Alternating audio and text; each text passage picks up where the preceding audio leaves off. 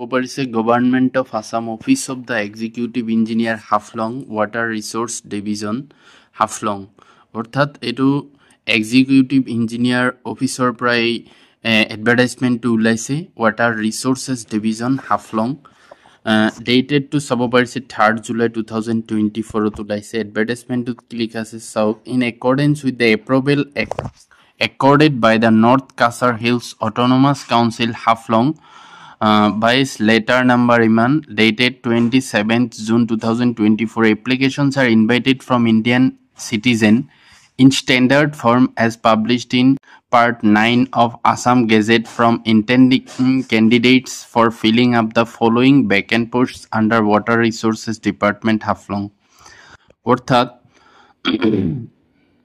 Water Resources Department or তলত দিয়া vacant post সমূহৰ কাৰণে উপযুক্ত ক্যান্ডিডেট বিচৰা হৈছে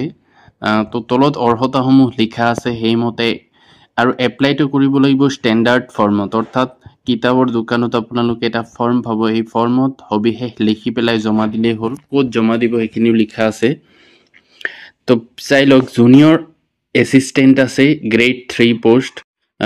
পে স্কেল টু रुपीस 14000 ৰ পৰা 60500 আৰু গ্ৰেড পে থাকিব 6200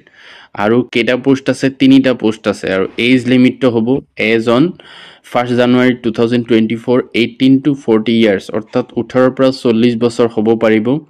as relaxation for HST OBC MOBC PWD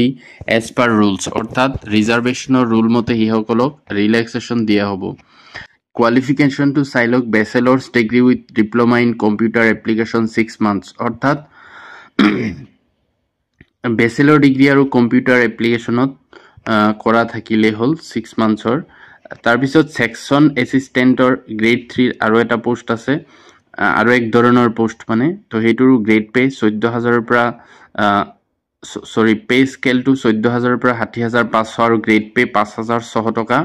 10টা পোস্ট আছে মনত ৰাখিব 10টা আৰু এটো এজ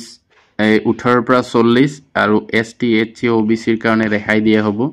আৰু ইয়াৰ মিনিমাম এডুকেশন কোয়ালিফিকেশন তো মনত ৰাখিব HSS LC or equivalent 10+2 examination pass অৰ্থাৎ হায়াৰ সেকেন্ডাৰি পাস কৰা হলে হ'ব তাৰ পিছত আছে খালাসি পোস্ট যেটো গ্ৰেড 4 ৰ আৰু ইয়াত পে স্কেল হ'ব 12000 ৰ পৰা 52000 আৰু গ্ৰেড পে হ'ব 3900 টকা আৰু 4টা পোস্ট আছে আৰু ইয়াৰ মিনিমাম এডুকেশন কোয়ালিফিকেশন হ'ব class 8 passed from any recognized school অর্থাৎ কেবল ক্লাস 8 পাস থাকিলে হ'ব তাৰ পিছত মোড অফ সিলেকশন চাওক junior assistant written test followed by computer test and viva বক interview only shortlisted candidates shall be called for computer test and viva বক viva voice interview অর্থাৎ তার এটা রিটেন টেস্ট লোৱা হ'ব তাৰ পিছত কম্পিউটাৰ টেস্ট লোৱা হ'ব তাৰ পিছত ভাইবা লোৱা হ'ব তো যিসকলে ক্যান্ডিডেটক শৰ্টলিস্ট কৰা হ'ব তেওঁলোকক হে কম্পিউটাৰ টেস্ট বা ভাইবা ভয়েস বা ইন্টাৰভিউত মাতা হ'ব তাৰ পিছত সেকশন অ্যাসিস্ট্যান্টৰ তো ৰিটেন টেস্ট লোৱা হ'ব তেওঁলোকৰ ভাইবা হ'ব ইন্টাৰভিউ হ'ব আৰু যিসকলৰ শৰ্টলিস্ট কৰা হ'ব অৰ্থাৎ যিসকল ৰিটেন টেস্টত পাস কৰিব তেওঁলোকক হে ভাইবা আৰু ইন্টাৰভিউত মাতা হ'ব আৰু খালাসি পোস্টত কেবল ভাইবা ভয়েস আৰু ইন্টাৰভিউ লোৱা হ'ব অৰ্থাৎ ভাইবা লোৱা হ'ব অৰ্থাৎ বা ইন্টাৰভিউ লোৱা হ'ব আৰু ডকুমেন্টস স্ট্যান্ডাৰ্ড ফৰ্মৰ লগত কি দিব লাগিব educational qualification certificate diploma in computer application certificate two be submitted for the post of junior assistant only অর্থাৎ জুনিয়র অ্যাসিস্ট্যান্টৰ কাৰণে এডুকেশন কোয়ালিফিকেশনৰ সাৰ্টিফিকেটৰ লগতে কম্পিউটাৰ অ্যাপ্লিকেশনৰ ডিপ্লোমা সার্টিফিকেট জমা দিব লাগিব এইজ প্রুফ সার্টিফিকেট লাগিব কাস্ট সার্টিফিকেট লাগিব PRC লাগিব NCHSC অর্থাৎ নর্থ কাউন্সিল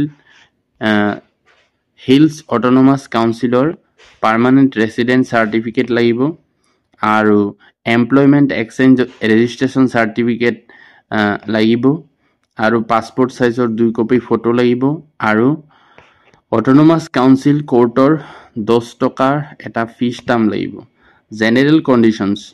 কোনো ধৰণৰ নো TADA will be admissible to the candidate অৰ্থাৎ ক্যান্ডিডেট সকলক কোনো ধৰণৰ TADA দিয়া নহয়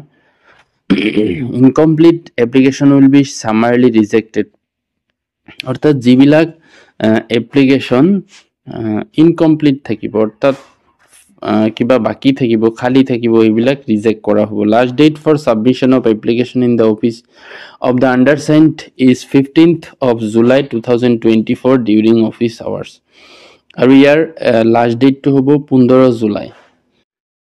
তাৰপিছত admit card cum call letter for written examination will be issued from 23rd July 2024 to 26th July from 11 AM to 2 PM আৰু